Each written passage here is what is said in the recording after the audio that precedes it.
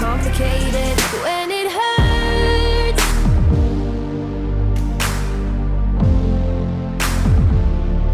Oke, halo semua, sampai lagi kita di Sirkuit Sepang Malaysia. Dan kali ini sesuai dengan judul, kita bakal ngetes gimana sih performa dari Aprilia untuk musim 2021. Dan kali ini di Sepang, ternyata kita ini bener-bener gak nyangka ternyata Aprilia bisa sekuat ini. Jadi kita kali ini bakalan start dari posisi pertama dengan Alex Espargaro. Jadi ini performanya untuk Alex Espargaro emang beda sama rider karir kita, karena emang di sini untuk rider official sendiri itu udah di setup sedemikian rupa supaya performanya itu udah full, dan beda sama kita yang kalau kita gabung sama Aprilia di awal itu kita bakal ngembangin dari nol. Jadi kita nggak bakal sekuat Aprilia dari Alex Espargaro.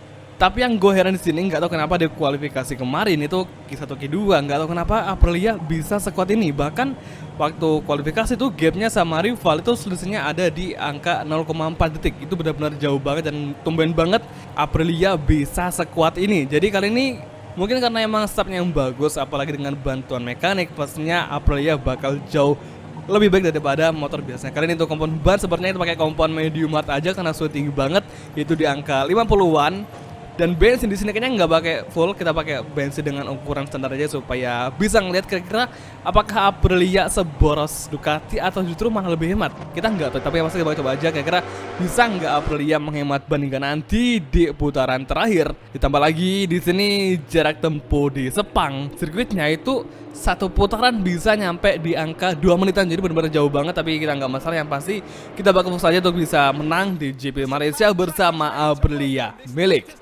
Alex Espargaro. Oke, here we go. Just a few moments to go until the riders battle away on track. Luar biasa, akhirnya Aprilia berhasil dari posisi pertama. Mampukah Alex Espargaro menang di GP Sepang Malaysian Grand Prix and on the way? Ini dia lepas garis start. Mampukah Alex Espargaro bertahan dapat jadi titik pertama dari serangan rival yang siap menerkam dari belakang? Kita hard braking from Aprilia kali ini. Mampukah Aprilia akhirnya bagus sekali dia bermain defense run dari Joan Mir, dan kali ini tepatnya di tikungan kedua kita masih bisa menjadi pimpinan sementara waktu sebelum kita nanti ada serangan atau ada ancaman dari belakang. Nah, kali ini dengan gap yang cukup menjauh, mungkinkah ini menjadi era baru bagi Aprilia yang sangat brilian dari sesi Q1 kemarin? Dan ini hal yang pertama yang gue rasain ketika udah ngendarin Aprilia. Di sini kelihatan banget bahwa Aprilia itu nyaman banget, meskipun kadang ketika di akselerasi sama di top speed itu masih kalah jauh dengan tim lainnya.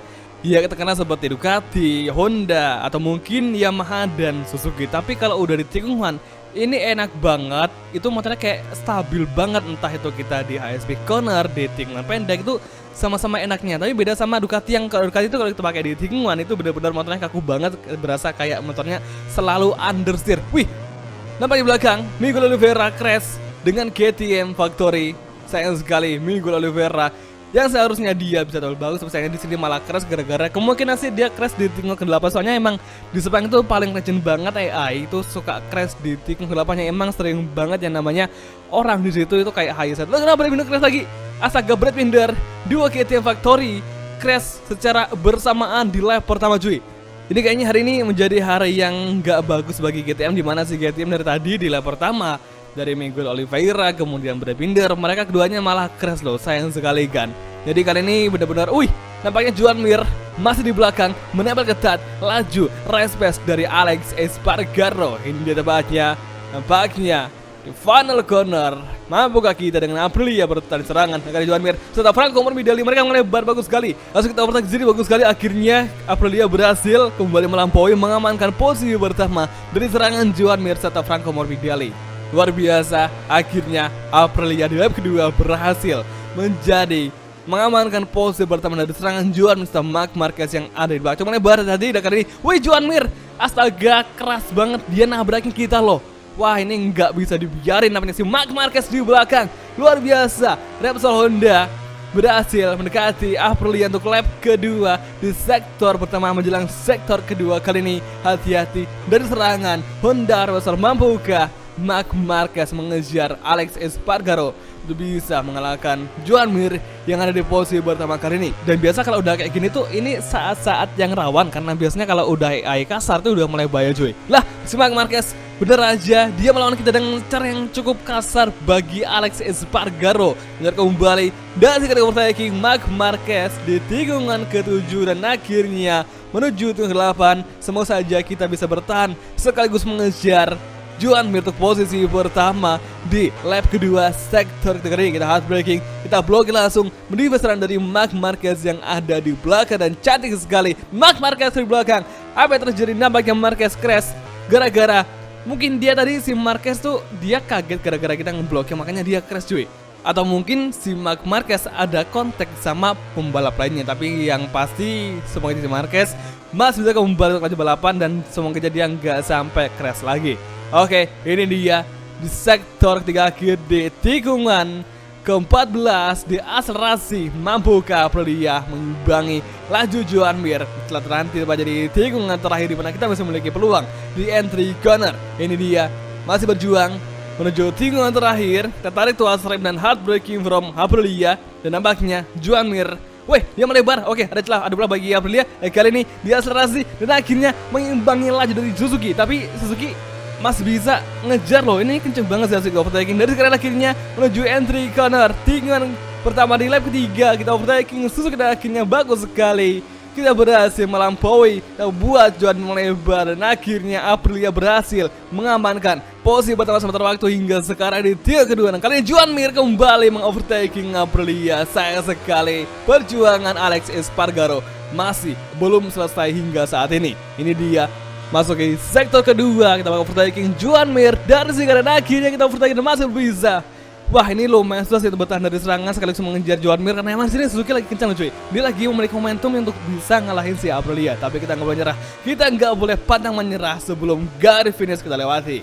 Apalagi tadi si Joan Mir sempat nabrak kita di lap kedua gara-gara kita tadi cukup melebar. Karena tadi tuh yang gue rasain tuh ban kita agak sedikit nge-slide, makanya kita malah tadi yang membuka ruang dan akhirnya bisa Joan Mir masuk. Tapi dia masuknya nggak dengan kira-kira, dia malah nabrak kita juga. Kita overtaking Joan Mir tepatnya di akselerasi menuju tikungan ke-9. Luar biasa, tapi Joan Mir kembali menjauh. Kita overtaking dari sekarang masuk ke kiri dan kembali berjuang. Mampukah Aprilia melawan dan akhirnya kembali berduel side by side lagi dan Joan Mir kembali mengamankan posisi pertama dari posisi dari Joan Mir tadi. Kita kembali dan sekarang akhirnya hampir aja bisa, dan sayang sekali di akselerasi lagi-lagi Joan Mir masih memiliki momentum yang bagus karena tadi kita cukup mengambil lajur terdalam, makanya kita nggak bisa memiliki peluang yang bagus di akselerasi. Nah, kali ini di sektor ketiga menjelang sektor keempat di tikungan ke-14 dan akhirnya bisa kembali ngerabatin gap dengan Joan Mir, membuktikan Aprilia untuk menang di sepang Grand Prix kali ini dari Joan Mir.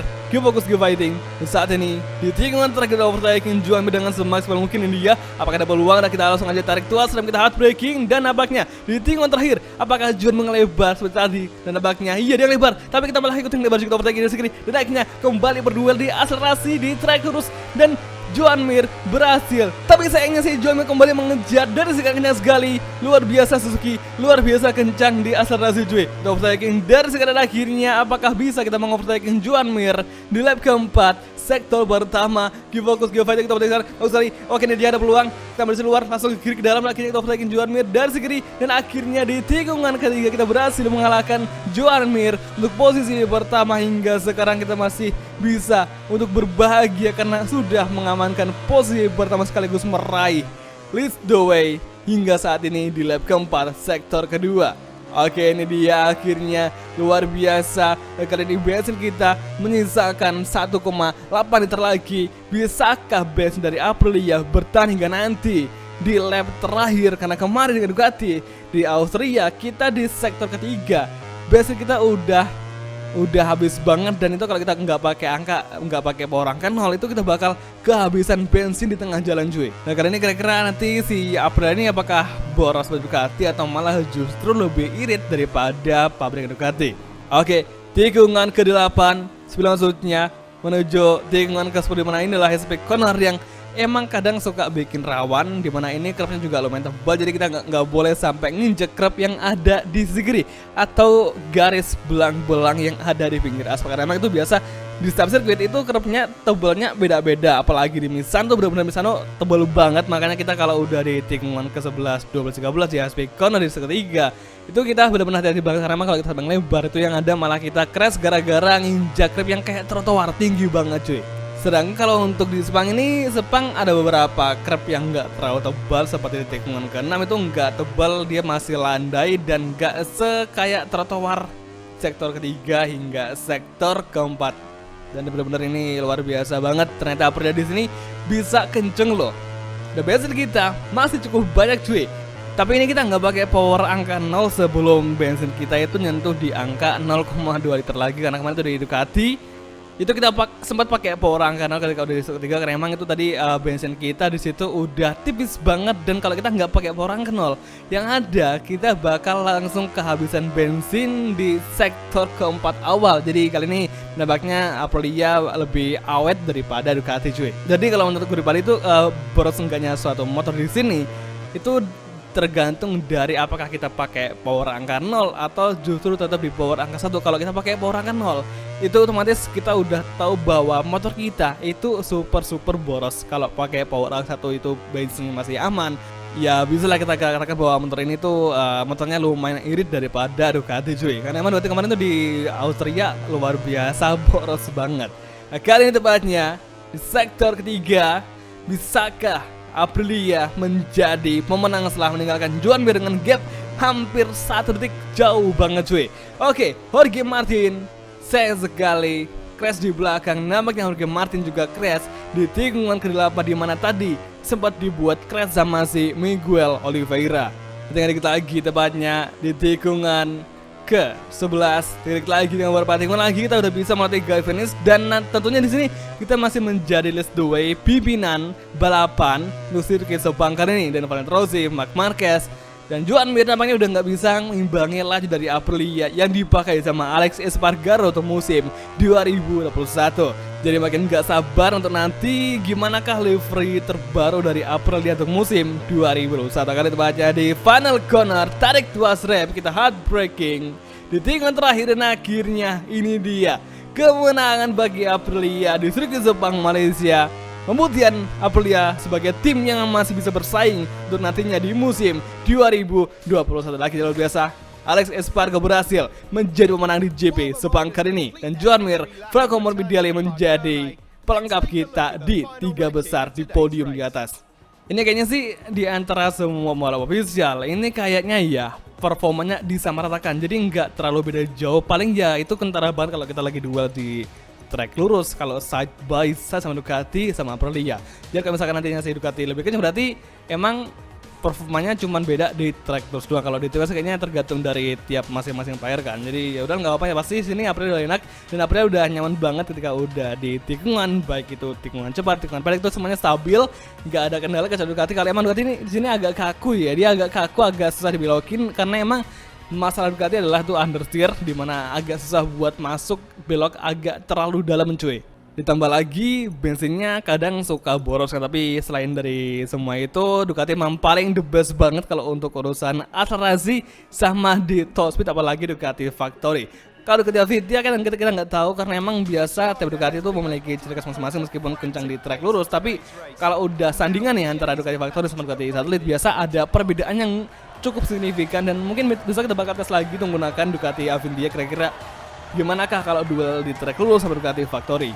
Jadi ya silakan aja kalian tulis di komentar kira-kira di manakah sirkuit yang bakal kita uji untuk balapan besok bersama Ducati Avintia, apakah di Mugello atau mungkin di Austria. Tapi yang pasti kita bakal tengok aja nanti dari hasil komentar kalian. Jadi semua kalau gitu kita langsung aja sama video kali ini, dan kita bakal ketemu lagi nanti di next video. Kalau gitu terima kasih nonton, dan oke, bye, ciao. Applause from the team and fans.